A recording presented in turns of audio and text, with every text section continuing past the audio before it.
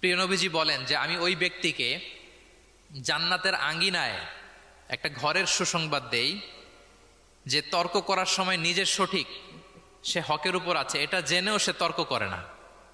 তর্ককে, আর্গুমেন্টকে, ডিবেটকে sacrifice করে যে না আমি ঝগড়ায় যাব না, যদিও সেই সঠিক।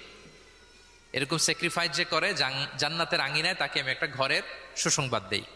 এরপর প্রিয় নবীজি বলছেন অবি বাইতিন ফি ওয়াসাতিল জান্নাতি লিমান তারাকাল কাযিবা ওয়া ইন কানা মাযিহান। আর আমি ওই ব্যক্তিকে জান্নাতের মাঝামাঝি স্তরে একটা ঘরের সুসংবাদ দিচ্ছি যে ব্যক্তি কৌতুক করেও মিথ্যা বলে না। He was kidding, he was joking, but he never tells a লাই।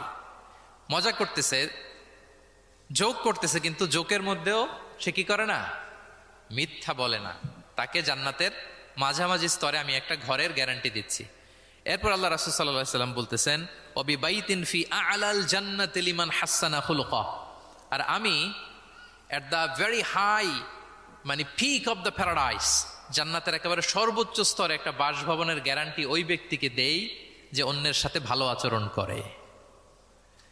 মানে হাসানা খুলুকা, যে তার চরিত্রটাকে সুন্দর করেছে, যার আচরণটাকে সুন্দর করেছে, যার আচরণটা অমায়িক আচরণ, মাধুর্যপূর্ণ আচরণ, ওই ব্যক্তিকে আমি at the highest peak of paradise, জান্নাতের সর্বোচ্চ চূড়ায় একটা বাসভবনের গ্যারান্টি দিচ্ছি।